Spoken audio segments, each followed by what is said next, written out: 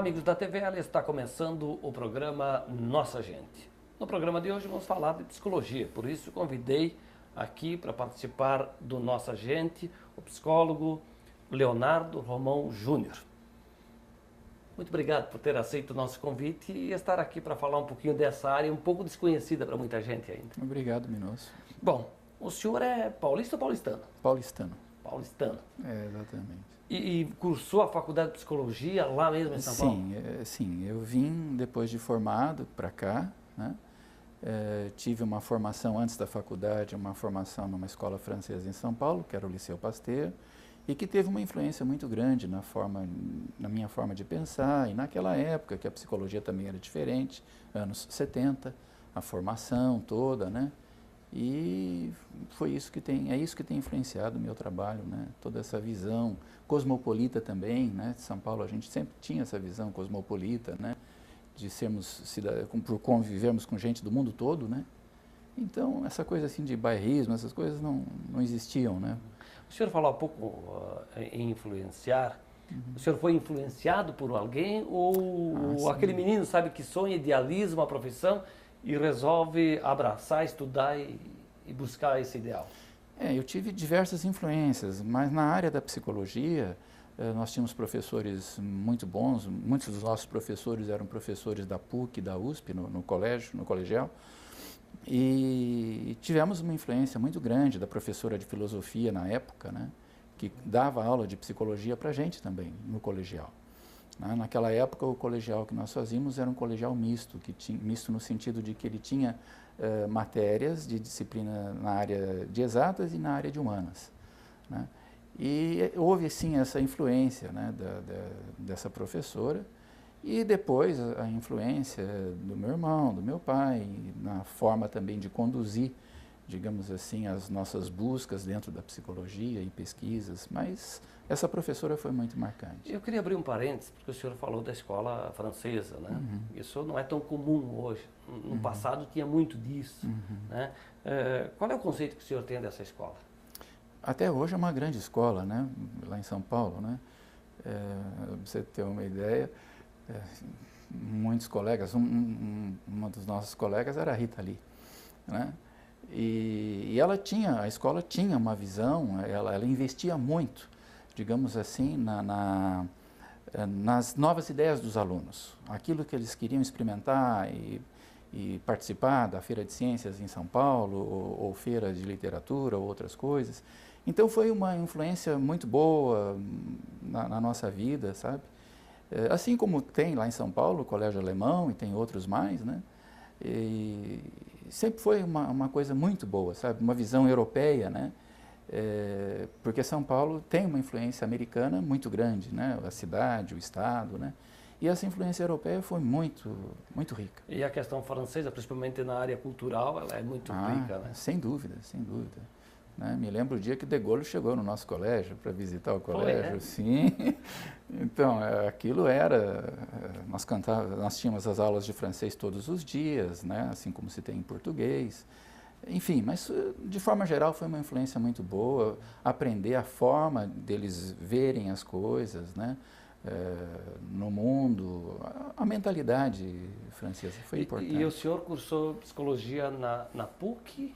Não, eu cursei no interior de São Paulo, no interior. na Salesiana, Faculdade Salesiana. Também de boa referência, né? Na época era também uma das melhores, né, do estado de São Paulo.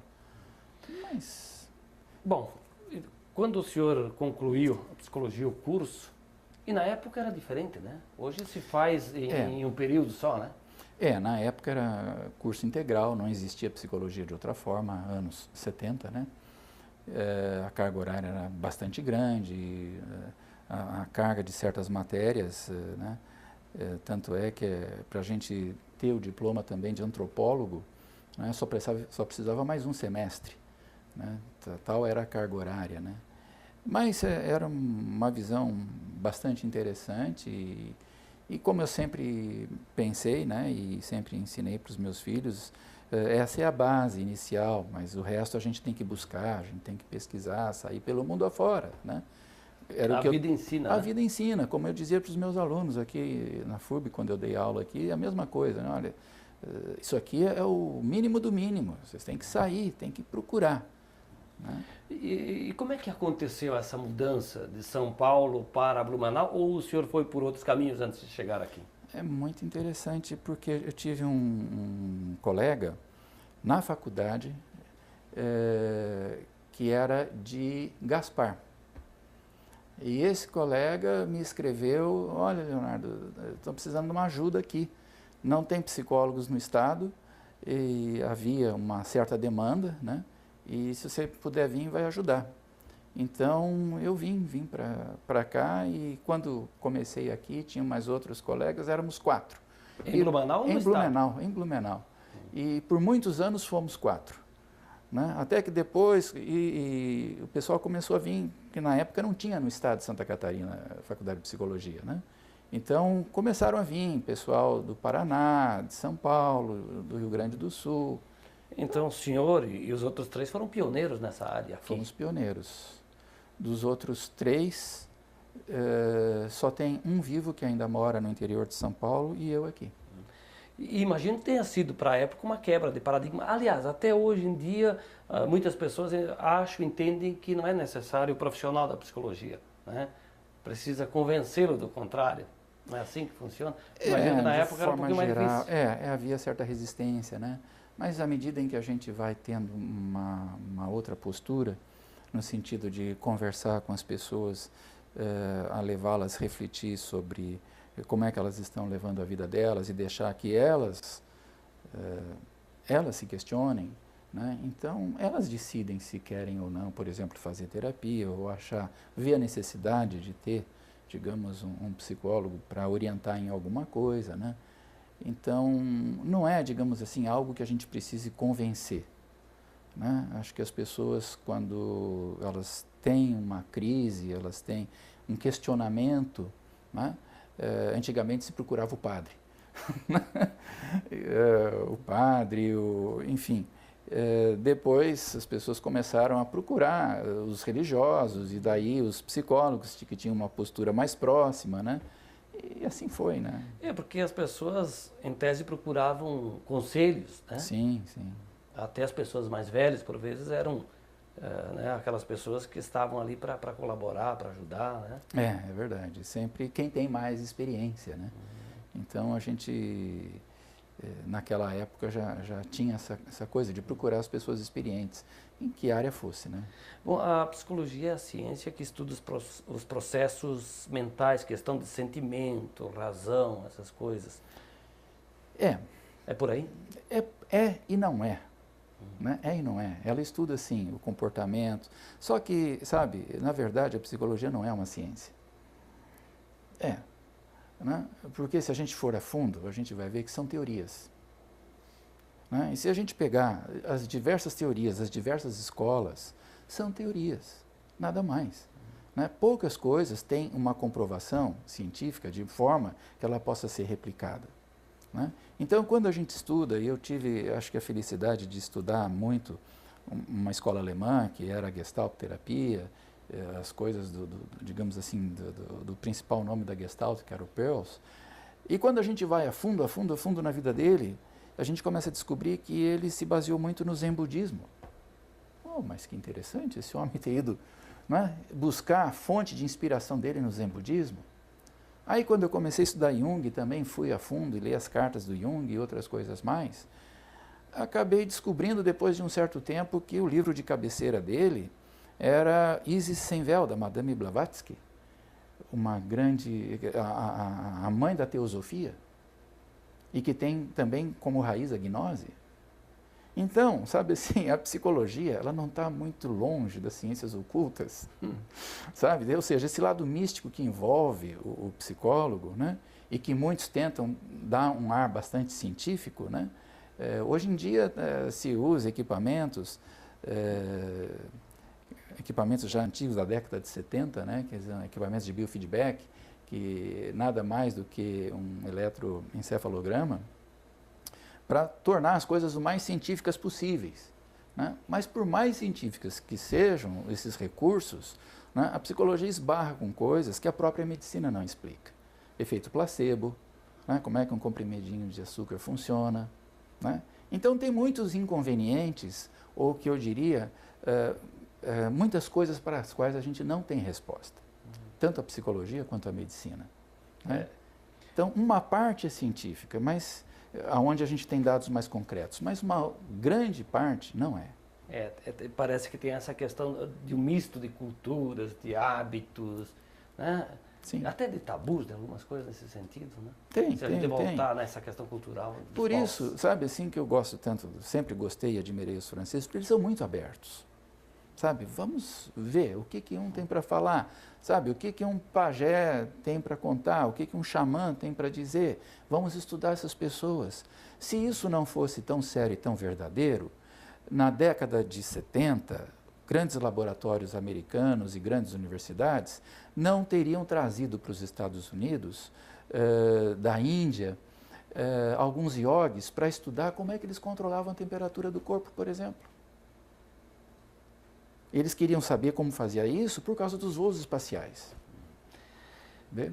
O senhor falou de algumas escolas, e aí alguns nomes importantes, não falou de Freud, que me parece uma psicologia muito falado, até popular, né? Sim.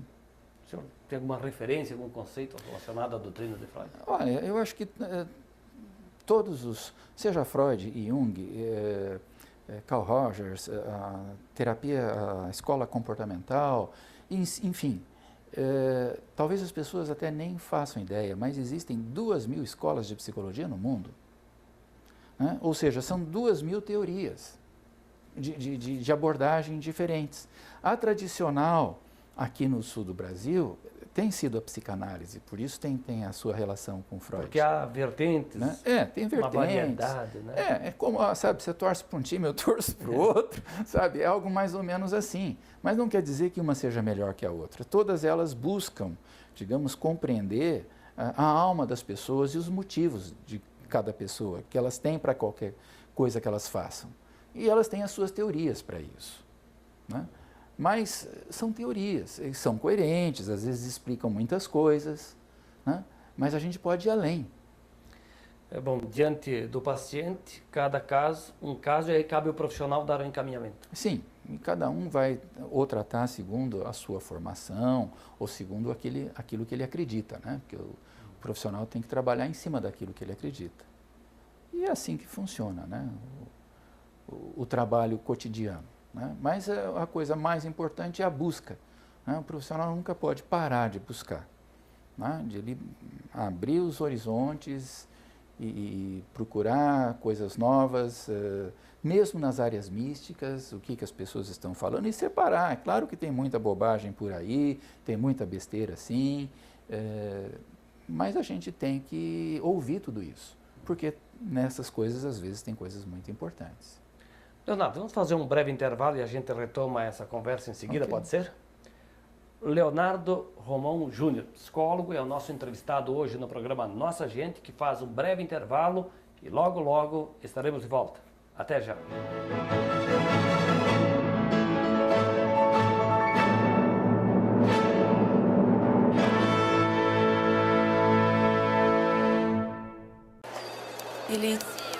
Ele tinha um sorriso irônico. O rosto era meio redondo. Dos olhos eu lembro bem. Ele tem um olhar forte. Nós vamos buscar esse elemento. É esse cara. Você tem certeza? Identificar os criminosos da internet não é simples. Acesse www.denuncie.org.br e saiba como se proteger.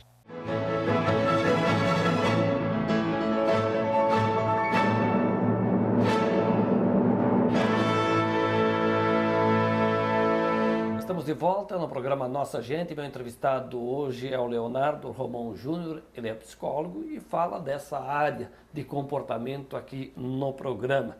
O senhor está há quase 40 anos atendendo, né? Sim, aqui em Blumenau. Sempre em clínica ou trabalhou em empresas, Sim, além da sala de aula, que o senhor disse que foi professor? Fui professor na FURB por 15 anos. Também dei assessoria para empresas. Na clínica um bom tempo também, né, até hoje. Por 25 anos também estive acompanhando a Sociedade de Psicologia de Blumenau, que foi uma das pioneiras aqui no Sul, no Estado, então, foi a mais estruturada, a que mais tempo resistiu aqui, né? Fiz parte do Conselho de Psicologia, com sede em Porto Alegre, por muitos anos também. E à medida em que essas coisas vão andando, a gente vai, digamos assim, procurando deixar aquelas coisas mais tão estabelecidas e a gente vai se aventurando pelo desconhecido. Né? E é aí que, quando a gente vai lendo e estudando, a gente sente essa necessidade de procurar, digamos, novas áreas do conhecimento que possam ajudar. E isso eu acabei descobrindo na arqueologia, né? Um complemento muito importante, tanto no trabalho do consultório, quanto nas outras pesquisas, né?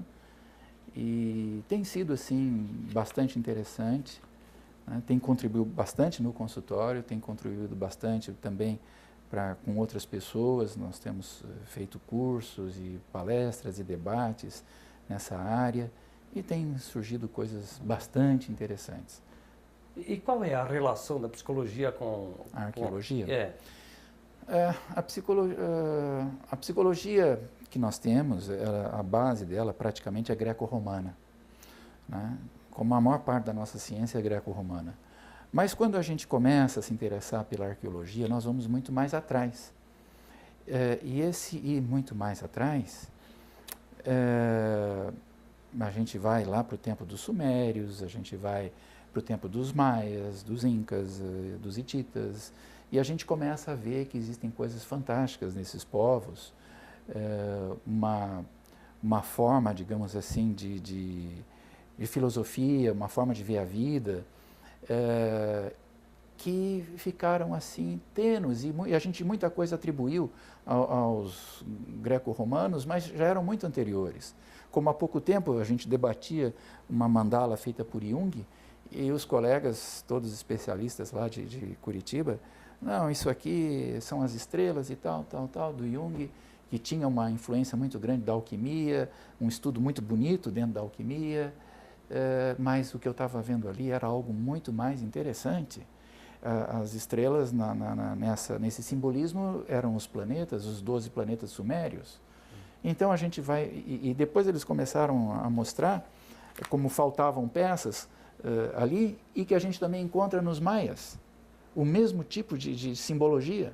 Ora, que coisa fantástica, né? Essa que você encontra em todas as partes do planeta, representando, de certa forma, a história humana.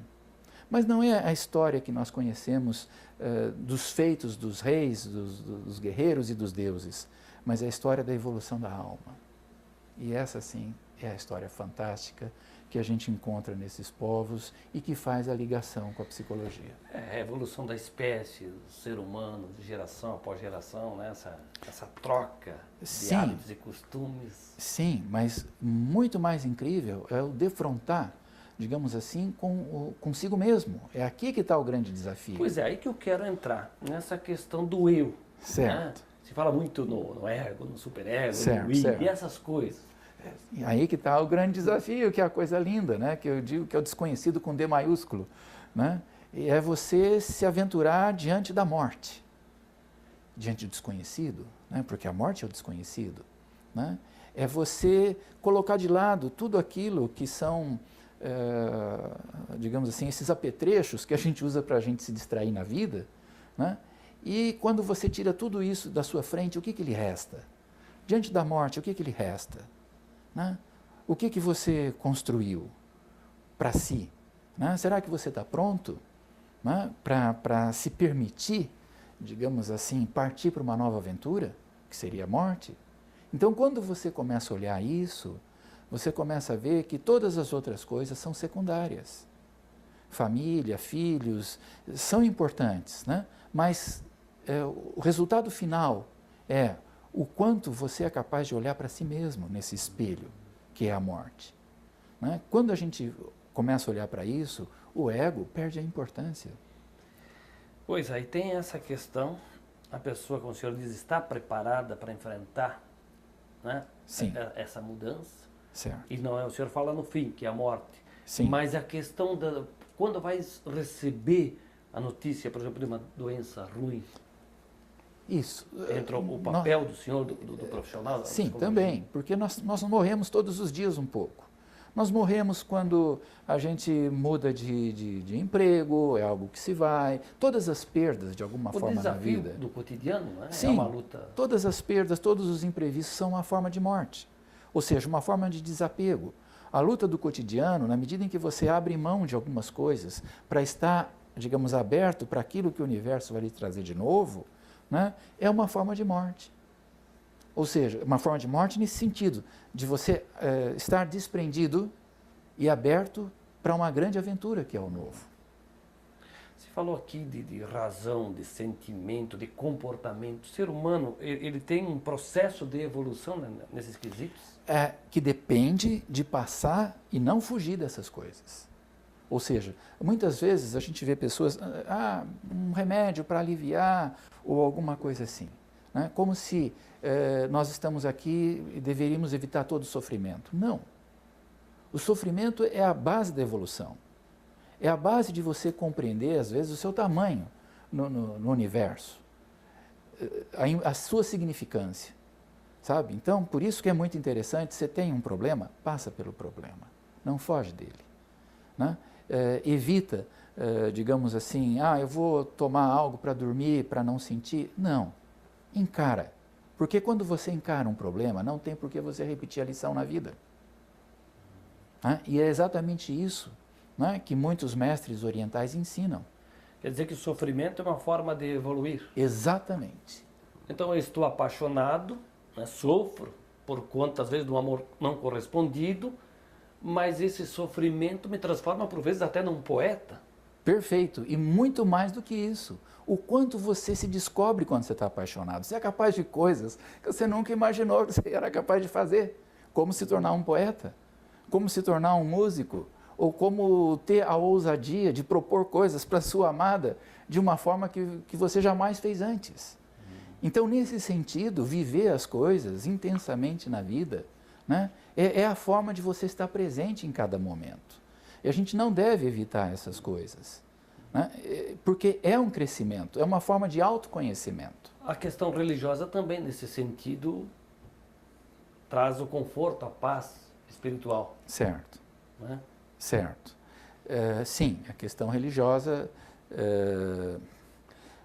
A questão religiosa é um dos aspectos muito importantes que nós temos, e muitos pensadores e muitas pessoas também concordam com isso. Assim, a religião, não só a religião, né? Eu concordo com alguns pensadores que diziam, né? Para o homem evoluir, ele tem que matar o seu pai, matar a sua mãe, matar o seu guru e matar Deus. Né? O que ele queria dizer com isso? Né? Não entenda literalmente, é claro, né? Mas no seguinte sentido, enquanto você depender da aprovação, seja de pai e de mãe, né? De um professor, do seu guru, ou da aprovação de Deus, você não está fazendo uma coisa honestamente, de coração. Você está fazendo para obter a aprovação. E aí não está sendo você. Então, esse é o grande desafio que a gente encontra também na terapia. Né? Ou seja, nós temos que ajudar as pessoas a se libertarem dessa busca de aprovações.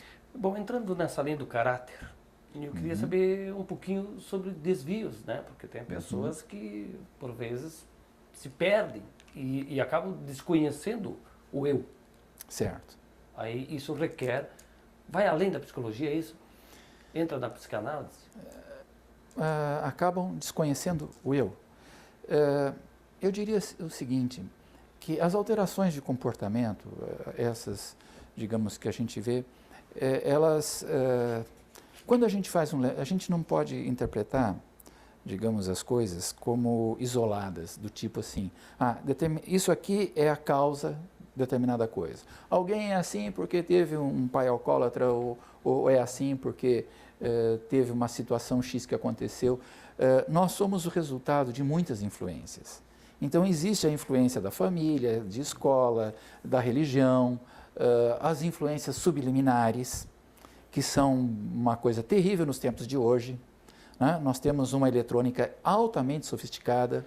Mas aí é a questão comportamental. A questão genética, o ser humano herda, por exemplo, comportamento lá do bisavô, do avô, do tio, do Sim, pai? ele traz consigo uma boa parte das suas coisas, mas ele tem a capacidade de alterar isso. Um dos meus professores, Lawrence Rossi, que foi candidato até ao Prêmio Nobel, com um dos trabalhos dele, que provava que, através da hipnose, você pode fazer uma alteração genética. Ou seja, nós temos por hábito acreditar que aquilo que está escrito nos genes é uma determinação até o final da vida e não tem possibilidade de mudar. Não é assim. Né? Ou seja, é muito mais fácil a gente acreditar, eu sou assim por causa da família, eu sou assim porque me ensinaram assim. Ora, Ou porque não tive oportunidades? São todas justificativas. Vamos crescer, vamos virar gente grande, vamos assumir, sabe, as responsabilidades da vida que a gente está vivendo, das infelicidades, dos problemas que nós temos. Leonardo, o senhor continua atendendo, né? Sim. Sim, apesar da idade, continua. Não, a idade eu nem falo, Sim. apesar do tempo, né, de Sim, serviço, sim. que já está beirando os 40 anos, né? Sim, é verdade. O senhor atende um público-alvo? Qual é o segmento? As pessoas que conhecem o meu trabalho, geralmente conhecem por ser um trabalho profundo. Né? Então, não são, digamos, são aquelas pessoas que querem de fato se aprofundar. Né? Aquelas que querem apenas uma visão muito superficial das coisas, normalmente não se adaptam à terapia comigo. Né? Porque eu até explico, olha, você quer um remendo, tudo bem, eu posso fazer um remendo, é isso aqui, ó. Né? Agora, vai muito mais do que isso. A decisão é sua, se você continua ou não. Então, quando se fala de público, eu acho que as pessoas encontram as afinidades, né, conforme a forma de pensar. Por isso que eu sempre digo para as pessoas, todo terapeuta é bom. Né? A única questão é se você encontra afinidade com ele. É isso que não importa qual é a escola que você siga, não importa nada disso. Se você tem afinidade com o seu terapeuta, vai ser bom. Confiança, talvez. Confiança, sem dúvida, porque se você tem afinidade, vai ter confiança. A psicologia tem algo que envolve também a questão da anatomia. O profissional estudou, conhece o corpo humano e no seu trabalho isso faz parte? Faz parte, sim. Ou seja, já é um estudo muito antigo, né, do Pierre Weil, que aqui se pronuncia Weil, né, o W como V, mas enfim, um livro muito antigo que era O Corpo Fala, né, que é muito conhecido. Ou seja, as expressões corporais, faciais, todas elas denunciam, né, todos os nossos lapsos de atenção, memória. Nós estamos o tempo todo, de alguma forma, transmitindo, externando aquilo que acontece dentro. Né? Então, isso a gente usa muito em terapia, mas não é só na terapia, no dia a dia, quando as pessoas começam a ficar mais atentas, não é preciso ser um especialista. Né? E a questão aqui é que hoje as empresas dispõem de um profissional da psicologia na hora da entrevista para contratar o funcionário, o colaborador, na questão de uma doença, por exemplo, para buscar que nem o senhor disse anteriormente, porque falam, e os médicos dizem isso, que muitas das doenças são mentais. Sim, tem fundo e não psicológico, orgânicas, sim, né? é verdade, é verdade. Por isso a importância da gente olhar o ser humano como um todo. Né? Essa visão hoje em dia extremamente segmentada, de olhar só uma coisa, né? O ser humano é muito mais amplo do que isso. Né?